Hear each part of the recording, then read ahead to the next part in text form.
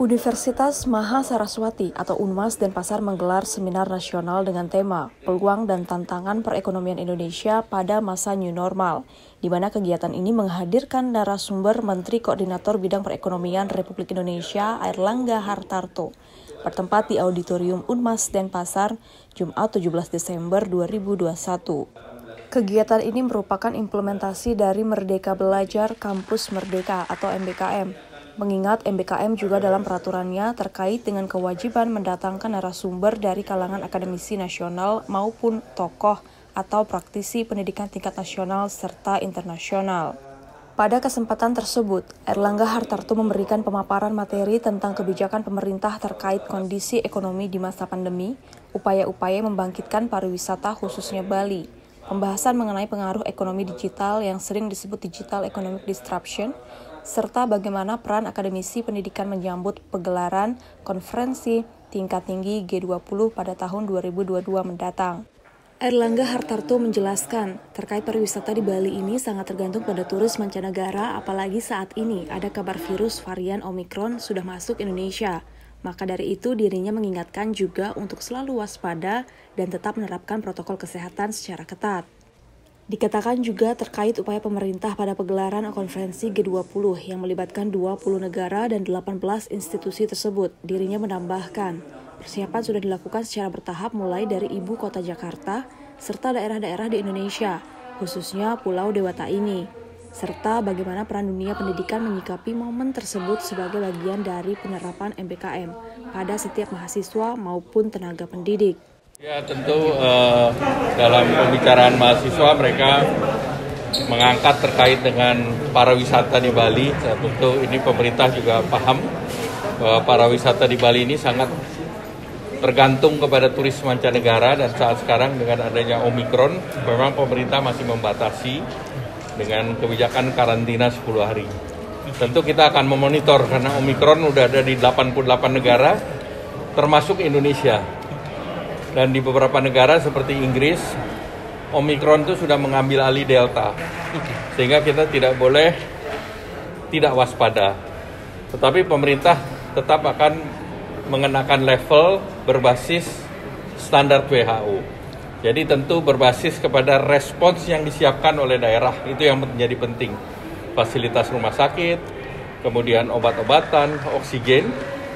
Kemudian yang berikut, masyarakat itu harus tetap prokes, menggunakan masker, menjaga jarak, mencuci tangan, sambil vaksin terus diakselerasi. Kita kemarin sudah rapat Sherpa Track di Jakarta, Finance Track di Bali, dan dengan sistem bubble itu berjalan dengan lancar dari 20 negara dan 18 institusi.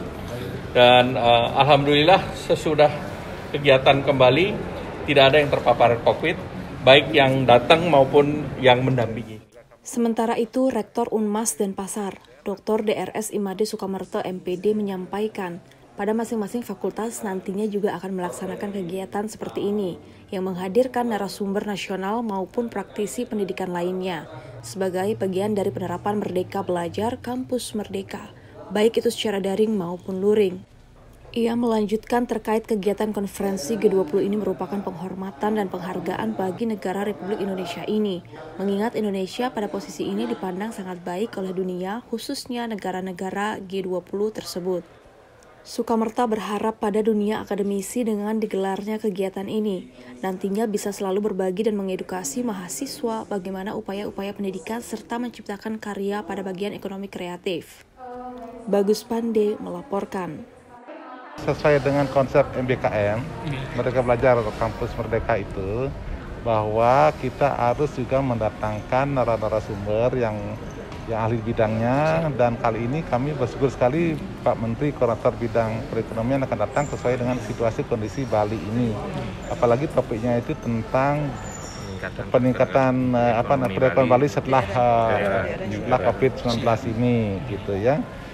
Dan kami pun selalu itu setiap fakultas mengadakan kegiatan seperti ini untuk mengundang para ahli-ahli atau orang luar praktisi untuk ke kampus begitu. Karena konsep MBKM kan begitu.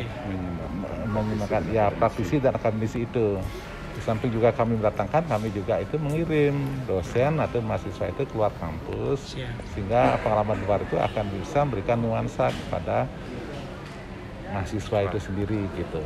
Nah, ini akan terus kita lakukan dan setiap fakultas ada saja kegiatan seperti ini. Dan sekalipun sekarang dalam keadaan situasi COVID-19, jadi semuanya itu masih sebagian besar kegiatan-kegiatan seperti ini dilakukan secara daring, sekalipun ada juga luring, gitu, daring dan luring. Pertama, kami sangat senang sekali mendengar, apalagi semua kegiatan G20 itu akan adakan di Bali. Paling tidak itu akan bisa membantu perekonomian Bali yang sementara ini sangat terpuruk, karena kita kan sumbernya satu-satunya itulah dari pariwisata. Dengan adanya kegiatan-kegiatan G20 itu nanti sepenuhnya diadakan di Bali, tadi dikatakan 100 berapa meeting itu, 150 meeting di Bali, itu sudah tentu akan memberikan dampak yang positif bagi pertumbuhan perekonomian Bali pasca COVID-19 ini gitu. Dan ini juga kita harus dukung sepenuhnya karena ini adalah sesuatu momen yang dilihat oleh dunia, keberadaan G20 oleh Indonesia dan di Bali khususnya gitu. Jadi ini sudah sangat-sangat penghargaan luar biasa bagi negara kita. Jadi syukur kita Indonesia menjadi presidensi G20. Nah itu tentu dunia akan tahu dan kita yakin Indonesia akan menjadi negara yang besar gitu, dengan segala sumber daya, sumber manusia yang begitu. Kita yakin tidak akan ngomong-ngomong doang.